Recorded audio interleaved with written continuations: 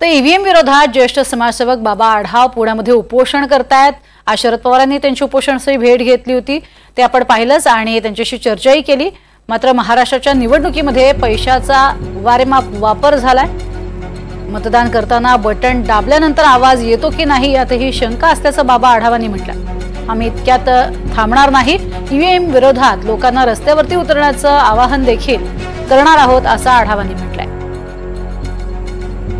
3 दिवसांपासून ज्येष्ठ सामाजिक कार्यकर्ते बाबा आढाव हे महात्मा फुले वाड्यामध्ये आत्मक्लेश आंदोलन करत आहेत। खरं तर त्याचा काहीच पाठपुरावा करण्यात आलेला नाहीये सरकारकडनं आणि आजच शरद पवार देखील त्यांना भेटून गेलेले आहेत। तर नक्की त्यांची पुढची काय भूमिका असणार आहे हे आपण त्यांच्याकडनं जाणून घेऊयात।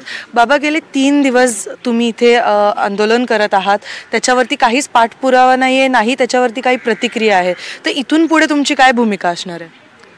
तुम्ही जे म्हणाल पाठपुरावा आणि प्रतिक्रिया नाही असं नाही आहे।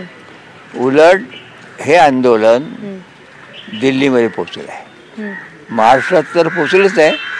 नुकतेच शरद पवार येऊन भेटून गेलेत आणि त्यांनी सांगितलं आहे विरोधी पक्षांच्या त्यांची जी काही बैठक आहे, आघाडी आहे, तिने याची दखल घेतली आहे। सोमवारी त्यांची मीटिंग होणार आहे, तेव्हा दखल घेतली नाही असं नाही।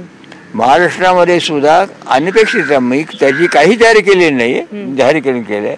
आज महाराष्ट्रातल्या गावगाव प्रत्येक ठिकाणी याला पोषणाला पाठिंबा मिळतोय।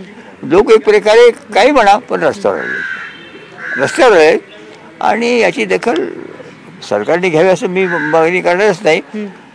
या वेळेला सरकारपेक्षा सुद्धा जनतेने स्वतःच्या हक्काबद्दल जागा राहण्याची गरज आहे, कारण घटना धोक्यात झाली आहे। मतदानाची जी पद्धती आहे याच्यामध्ये तो जो घोटाळा करतायत तो एक मुद्दा आहे, त्याच्यामध्ये मला त्यात नक्की वाटतं नाही ती मागणीला। तेव्हा अशा अनेक मागण्या आता पुढे येतील ज्या मूलभूत पातळीवरच्या आहेत, चांगली गोष्ट आहे।